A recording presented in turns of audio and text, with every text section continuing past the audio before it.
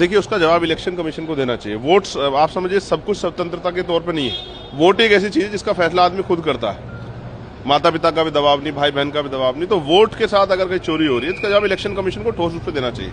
पिछली बार भी आरोप लगे थे, तो चुनावी आरोप होकर रह गए। तो इलेक्शन कमीशन जवाब देना चाहिए और किसी पॉलिटिकल पार्टी को जवाब नहीं देना चाहिए। ये सवाल इलेक्शन कमीशन के ऊपर है, संस्थाओं के ऊपर है। इसका जवाब देना पड़ेगा। वोट बहुत अहमियत रखती है। मैं सुबह चला था, मुझे एक कर्मचारी मिला जो कुशवा समाज का था। उसने मुझसे कहा कि भैया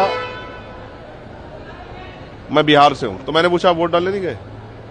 तो उन्होंने कहा कि कैसे जाऊं, फ्लाइट में जाने की हैसियत नहीं है, और अगर ट्रेन से जाऊंगा तो जो समय खर्च होगा उसमें जो सैलरी कटेगी, मेरे बच्चों क्या होगा, मेरा परिवार ही रहता है।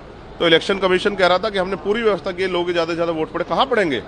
यहाँ रोजगार है कहाँ? यहाँ के कितने % लोग यहाँ का बाहर रह रहा है। कोई यूपी में रह रहा है, कोई हरियाणा में रह रहा है, कोई पंजाब में रह रहा है, कोई महाराष्ट्र में रह रहा है, मुंबई में, पुणे में, कोई हैदराबाद में रह रहा है। क्या व्यवस्था की सरकारों ने?